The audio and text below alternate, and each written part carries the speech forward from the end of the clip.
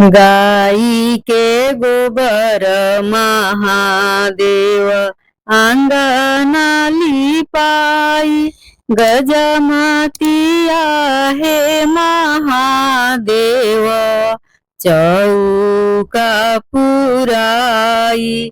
सुनिए शिवा शिवा के दोहाई, सुनिए शिवा शिवा के दोहाई।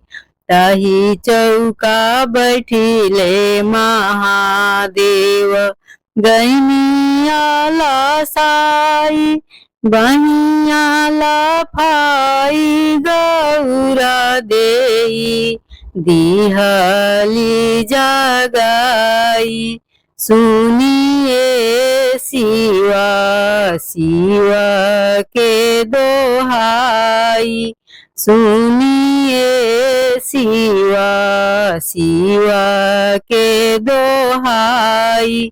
बियाहे के बेरिया महादेव कुछु ना पाई, गवने के बेरिया महादेव सब कुछु पाई।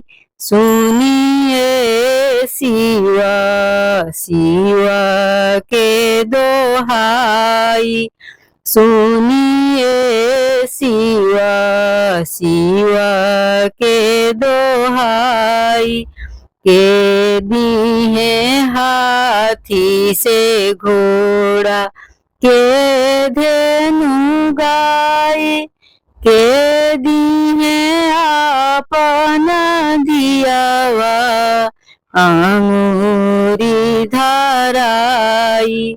सुनिए शिवा शिवा के दोहाई, सुनिए शिवा शिवा के दोहाई। बाबा दिहे हाथी से घोड़ा, भैया धेनु गाई। आमा दिहे आपन दियावा अंगूरी धराई। सुनिए शिवा शिवा के दोहाई, सुनिए शिवा शिवा के दोहाई।